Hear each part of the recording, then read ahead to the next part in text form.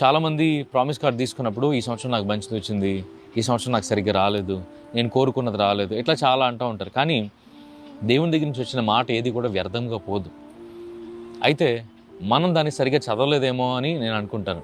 ఈ వాగ్దానానికి నాకు 4 క్వశ్చన్స్ ఉన్నాయి. ఆ 4 క్వశ్చన్స్కి ఆన్సర్ని కామెంట్ సెక్షన్లో పెట్టండి.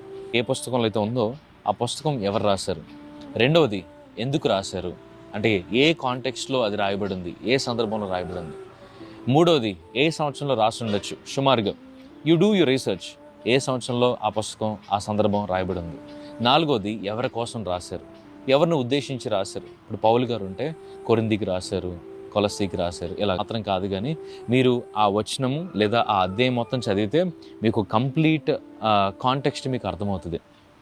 అప్పుడు అదంతా చదివి అర్థం చేసుకున్న తర్వాత నిజంగా దేవుడు మీతో ఏం మాట్లాడాలనుకుంటున్నాడో, మీ జీవితంలో ఏం నెరవేర్చాలనుకుంటున్నాడో మీకు అర్థమవుతుంది. Some promises are conditional, some promises are unconditional. Unconditional promise ఎలా ఉంటుందంటే, దేవుడు అబ్రహాముతో చేసిన వాగ్దానం లాగా, యెహోవా, ఇదిగో ఆదికాండం 12వ అధ్యాయంలో, యెహోవా నీవు లేచి నీ దేశము నుండి, నీ బంధువుల యొద్ద నుండి, నీ తండ్రి ఇంట నుండి బయలుదేరి నేను నీకు చూపించు దేశమునకు వెళ్ళుము. నిన్ను గొప్ప జనముగా చేసి నిన్ను ఆశీర్వదించదను, నీ నామమును గొప్ప చేసేదను, నీవు ఆశీర్వాదముగా నుందువు. నిన్ను ఆశీర్వదించు వారిని ఆశీర్వదించదను, నిన్ను దూషించు వారిని శపించదను. భూమి యొక్క సమస్త వంశములు నీ యందు ఆశీర్వదింపబడనని అబ్రహాముతో అనగా. ఇందులో దేవుడు కండిషన్ ఏం పెట్టలేదు.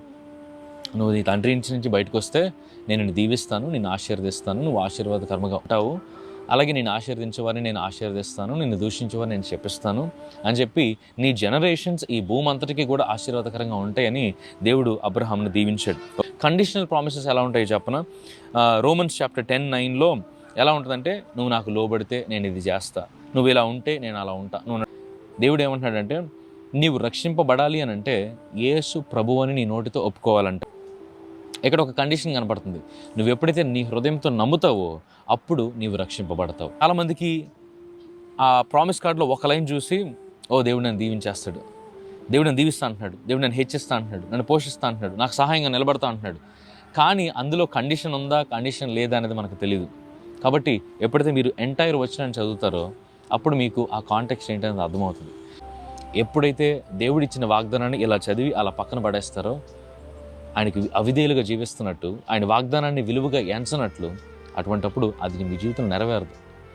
ఎప్పుడైతే దాన్ని మీ చేత పట్టుకొని మీరు దాన్ని చదివి దాన్ని ధ్యానించి దానిలో ఉన్న అర్థాన్ని మీరు తెలుసుకుంటారో అప్పుడు దేవునికి మీరు విలువనిస్తే దేవుడు మీకు విలువగా చూస్తాడు.